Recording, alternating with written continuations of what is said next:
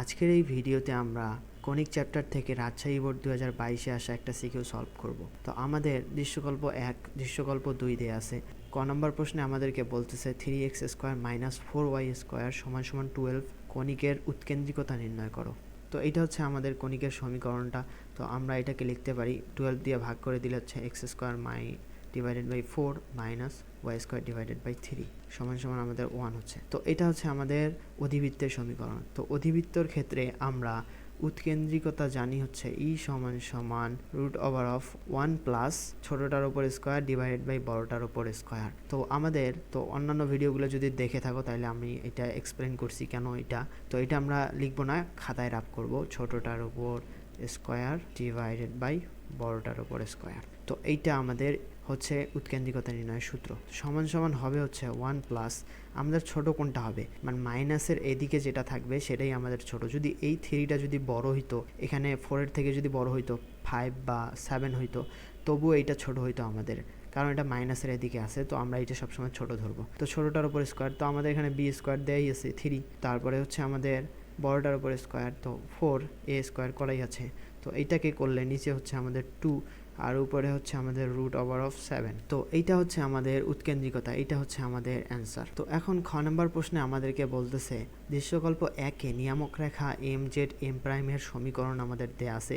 x = 3 হলে পরাবৃত্তটির সমীকরণ নির্ণয় করো এবং এর সাহায্যে উপকেন্দ্রিক লম্বের দৈর্ঘ্য নির্ণয় করো। তো আমাদের পরাবৃত্তরের সমীকরণ নির্ণয় করতে হবে। তো আমাদের দেয়া আছে হচ্ছে OA = 1 আর OS = 1। তাহলে S এর স্থানাঙ্কটা আমরা পেয়ে যাচ্ছি এখানে, যেহেতু আমাদের এটা ধনাত্মক দিকে এটা 1 আর এদিকে হচ্ছে 1, মানে x এর ঋণাত্মক দিকটাই হচ্ছে আমাদের s এর স্থানাঙ্ক আছে।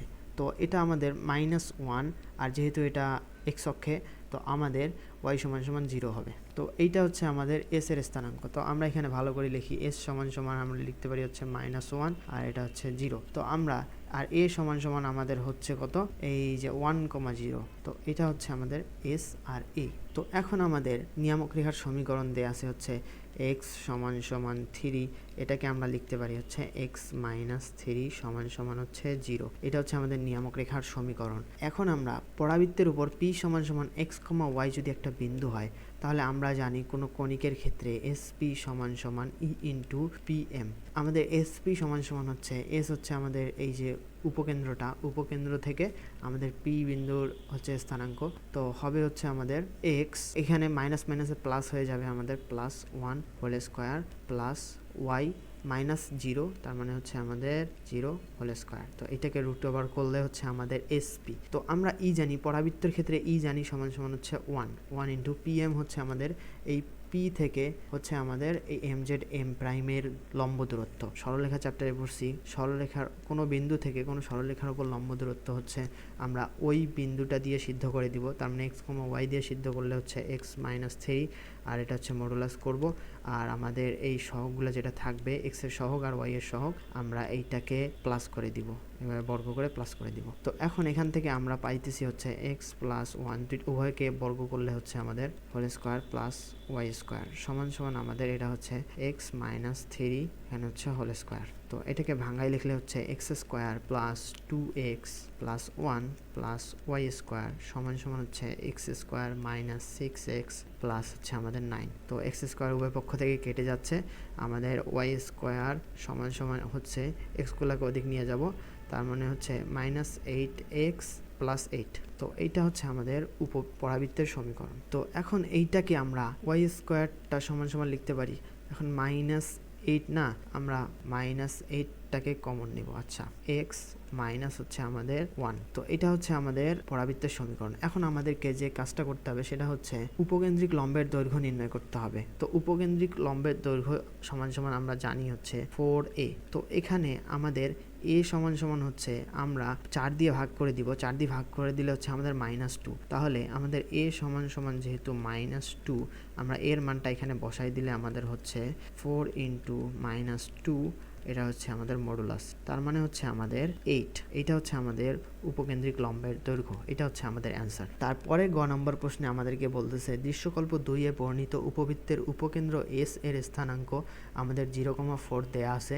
তারপরে আমাদের নিয়ামক রেখার সমীকরণটা নির্ণয় করতে হবে। তো আমাদের দেখো, এটা একটা আমাদের হচ্ছে উপবৃত্ত, এই উপবৃত্তের আমাদের হচ্ছে বৃহৎ অক্ষ হচ্ছে ওয়াই অক্ষ, আমাদের দেয়া আছে হচ্ছে এ এ এ এ প্রাইম, তার মানে ক্ষুদ্রাক্ষের দৈর্ঘ্যটা দেয়া আছে, ক্ষুদ্রাক্ষের দৈর্ঘ্যটা হচ্ছে আমাদের টোয়াইস এ সমান সমান দেয়া আছে হচ্ছে 6, তাহলে এ সমান সমান আমাদের হবে হচ্ছে 3। তারপরে আমাদের এসের একটা এসের স্থানাঙ্ক দেয়া আছে হচ্ছে আমাদের 0,4, তার মানে আরেকটা এস প্রাইমটা হবে আমাদের 0,-4। তো আমরা এখান থেকে লিখতে পারি হচ্ছে বিই সমান সমান আমাদের হচ্ছে উপকেন্দ্রের স্থানাঙ্ক প্লাস মাইনাস বিই সমান সমান হচ্ছে আমাদের +-4 হইতো এখানে। তো এখন আমরা বি এর মানটা এখান থেকে নির্ণয় করব।